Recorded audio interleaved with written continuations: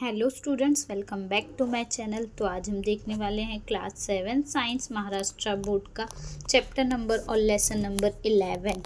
तो lesson number 11 का नाम क्या है? Cell structure and micro organism. आज लेक्चर नंबर 1 देखेंगे। Tomorrow we will discuss lecture number 2। Okay, तो 11 chapter cell structure and micro organism. ठीक है, तो फर्स्ट ऑफ ऑल सेल क्या होता है? सेल का स्ट्रक्चर होता है एक। तो पहली बात तो सेल होता क्या है? ठीक है, सेल क्या होता है हम देखेंगे। ठीक है, सेल आपने सुना होगा कि बहुत सारी जो छोटी चीज़ें हैं एटम से मिलकर बनी है, एटम्स से बनी है, छोटे छोटे एटम से बनी है। वैसे ही सेल होता है। जो लिविंग थिंग्स जो है वो किससे बने हुए हैं? सेल से बने हुए। जैसे घर बनाना है आपको, घर बनाने के लिए घर किससे बना हुआ है?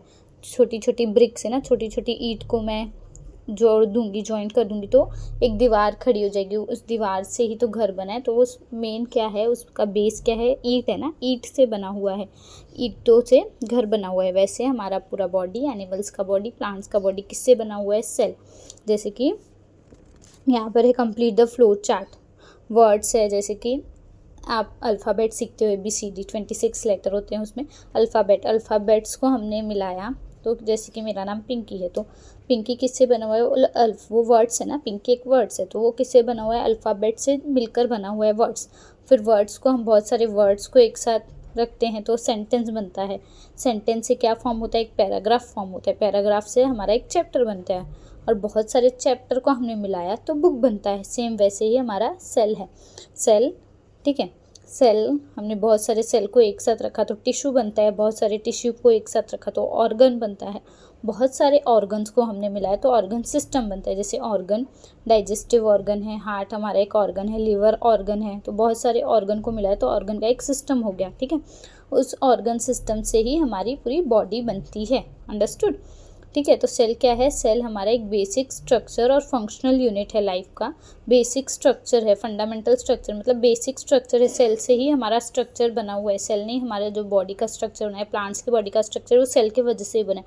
और सेल ही फंक्शन करता है, सेल की वजह से ही हम जिंदा हैं, क्योंकि सेल ही बेसिक हमारा यूनिट है, लाइफ का फंक्शनल यूनिट है। उस सेल ही फंक्शन करता है हम लिविंग ऑर्गेनिज्म के बॉडी में। ठीक है, सो साइंटिस्ट हैं एक रॉबर्ट हुक, उन्होंने सेक्शन देखा था, थिन सेक्शन कॉर्क का माइक्रोस्कोप के अंदर। ठीक है, 1665 में सेक्शन में उन्होंने क्या देखा था? हेक्सागोनल कंपार्टमेंट देखा था। हेक्सागोन, बी हाइव कैसा रहता है? हेक्सागोन रहते हैं ना। ठीक है, उन्होंने देखा था, किसने? रॉबर्ट हुक ने 1665 में। और उन्होंने उस कंपार्टमेंट को क्या नाम दिया? Cell. The term derive from the Latin word cella which means a small room. Cella का मतलब है स्मॉल रूम। ठीक है, बी हाइव जैसा स्ट्रक्चर है, that is the small room like structure. In 1838 two scientist Schleiden, MG Schleiden and Theodor Schwann, Schleiden and Schwann, उन्होंने theory लिखी थी कि सेल्यूलर स्ट्रक्चर, सेल का स्ट्रक्चर कैसा होता है। और उन्होंने क्या बोला था? एक स्टेटमेंट बोला था उन्होंने कि जो सारे लिविंग ऑर्गेनिज्म है वो किससे बने हुए? सेल से। और सेल एक फंडामेंटल, एक बेसिक कंपोनेंट है लिविंग ऑर्गेनिज्म का, क्योंकि सारा जो चीज़ें हैं, बॉडी जो है ह्यूमंस की, प्लांट्स की, एनिमल्स की, सेल से ही बनी हुई है। नाउ इन 1885 रुडोल्फ वर्चाओ, उन्होंने बोला था कि सेल किससे बने हुए? प्री एग्जिस्टिंग, जो पहले वाले सेल है उनसे, जो न्यू सेल फॉर्म होते हैं, पुराने सेल से नए सेल बने हुए हैं। सेल फॉर्म है फ्रॉम प्री एग्जिस्टिंग सेल। ठीक है, तो measurement and observation of cell, उसमें देखते क्या है? Measurement and observation of cell हमारे टॉपिक में। इन 1673 जो लियोन हुक थे, एंटोन वैन लियोन हुक, उन्होंने क्या किया था? असेंबल वेरियस लेंसेज, बहुत सारी लेंस को उन्होंने इकट्ठा किया था और माइक्रोस्कोप बनाया था। किन्होंने 1673 में एंटोन वैन लियोन हुक ने। और वो ऐसे फर्स्ट पर्सन थे जो जिन्होंने live bacteria and protozoa live bacteria को सेल के अंदर, माइक्रोस्कोप के अंदर देखा था। ओके, लिविंग बैक्टीरिया को, प्रोटोजोअन सेल्स को, लिविंग थिंग्स को माइक्रोस्कोप के अंदर देखा था, जो हमें हमारी नेकेड खुली आंखों से नहीं दिखती, जिसके लिए हमें माइक्रोस्कोप की ज़रूरत रहती है।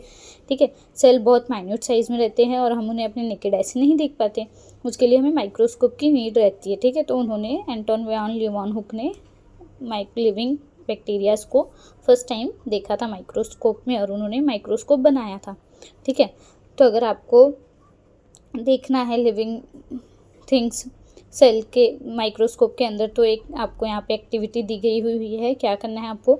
सेगमेंट लेना है, पीस लेना है ओनियन का, और सेपरेट करना है। थिन स्किन, एकदम पतली सी स्किन लेना है, और its concave surface with the help of forcep form its concave. ऐसे कॉन्केव मतलब थोड़ा सा कॉनकेव शेप में बनाना है, जैसे आपके मिरर का शेप रहेगा वैसे ही शेप में बनाना है। जो नीचे माइक्रोस्कोप का मिरर है ना, उस शेप में ही कॉनकेव शेप में आपको फॉर्म करना है फोर्सेप की मदद से। और उसको ग्लास स्लाइड में रखना है, वाटर डालना है, उसमें कवर स्लिप रखना है और आपको माइक्रोस्कोप के अंदर देखना है। तो आपको ऐसा स्ट्रक्चर सी, यहाँ पे सेल्स लिखा हुआ है, सेल का ऐसा स्ट्रक्चर दिखेगा, ठीक है। तो ये सेल है, किसका सेल है, ये ओनियन सेल है, अंडरस्टूड। नाउ सेल साइज़ क्या होता है देखते हैं। वेरिएशन रहता है, सेल्स मतलब अलग अलग टाइप के शेप रहते हैं, सेल्स के अलग अलग शेप्स रहते हैं, ओके। शेप्स किससे रिलेटेड रहते हैं, उनके फंक्शन से, कि उस सेल को क्या काम करना है। हर एक सेल का पर्टिकुलर वर्क होता है, काम रहते हैं कि ये सेल को ये काम करना है, ये सेल को ये काम करना है। तो डिपेंड करते हैं कि उस सेल को क्या काम करना है, उसके बेस पर उसका शेप रहता है और उस बेस पर ही उसका साइज़ रहता है, ठीक है। जैसे कि cells are many different shapes, जैसे कि सर्कुलर शेप रहता है, सर्कुलर रॉड शेप रहेगा, कॉलम के जैसे रहेगा, स्पायरल रहेगा, रेक्टेंगुलर रहेगा, ओवल रहेगा, एक्सेट्रा। ये सब क्या है, शेप है सेल का। और हर एक सेल में कंपोनेंट्स रहते हैं। Each cells contains a various components for carrying out life process of the living organism. उस कंपोनेंट्स को ऑर्गेनल कहते हैं। जैसे कि यहाँ पर प्लांट सेल और एनिमल सेल है ना, तो उनके अंदर बहुत सारे ऑर्गेनल है जो लाइफ प्रोसेस को चलाने में हेल्प करते हैं, जो लाइफ प्रोसेस चलाते हैं। और हर एक ऑर्गेनल का अलग अलग काम है। ऑर्गेनल किससे बने हैं, सेल से मिलकर ही बने हुए। जैसे कि क्लोरोप्लास्ट है प्लांट सेल में, साइटोप्लाज्म है, साइटोप्लाज्म एनिमल सेल में भी है, माइटोकॉन्ड्रिया है, न्यूक्लियस है, ये सब क्या है, सेल ऑर्गेनल है और इनका एक अलग अलग काम है। गोल्गी बॉडीज़ है, ER that is endoplasmic reticulum, vacuoles हैं, इन सब का अलग अलग काम है, ठीक है। ये ऑर्गेनल्स हम डिटेल में स्टडी करेंगे, ठीक है, आगे स्टैंडर्ड में। और इसके लिए इन ऑर्गेनल को देखने के लिए हमें माइक्रोस्कोप की ज़रूरत रहती है। और two main type of cell है, एक एनिमल सेल और प्लांट सेल्स, ठीक है। एनिमल सेल और प्लांट सेल्स के दो मेन टाइप है, animal cell and plant cell. This cell consist of various type of membrane bound. और इसमें सेल ऑर्गेनल्स रहते हैं, मेम्ब्रेन बाउंड मतलब उनमें मेम्ब्रेन रहती है, एक लेयर रहती है बाहर। Plant cell have a defined shape due to the presence of, और प्लांट सेल की एक खासियत है कि उसके बाहर एक सेल वॉल होती है, ठीक है। प्लांट सेल के बाहर सेल वॉल होती है। Besides unlike animal cell, plant cells contain a single large vacuole. और प्लांट सेल में एक बड़ा सा वैक्यूल होता है। All these cells are known as a eukaryotic cell. ये सब क्या है, यूकैरियोटिक सेल। प्लांट सेल का जो वैक्यूल है वो बड़ा रहता है, एनिमल सेल का छोटा रहता है, ठीक है। क्योंकि इसमें वैक्यूल्स में वाटर एंड फूड ज़्यादा स्टोर करके रखते हैं, because water her time plants को मिलता नहीं, तो वो ज़्यादा अमाउंट में स्टोर करके रखते हैं वाटर को, ठीक है। Now the cell has a 4 main parts, cell wall, cell membrane, cytoplasm and cell organelle. Cell के 4 मेन पार्ट है। पहला cell wall. Cell wall outer most covering है, it is present plant cell में ही ये प्रेजेंट रहता है। Now plasma membrane also called as the cell membrane. It's kind of thin covering, extremely delicate रहती है, फ्लेक्सिबल रहती है। आउटर मोस्ट कवरिंग है एनिमल सेल में आउटर मोस्ट कवरिंग है सेल मेम्ब्रेन और प्लाज्मा मेम्ब्रेन। फिर साइटोप्लाज्म क्या है, एक लिक्विड पार्ट है, सेल के अंदर प्रेजेंट रहता है, न्यूक्लियस के आसपास प्रेजेंट रहता है।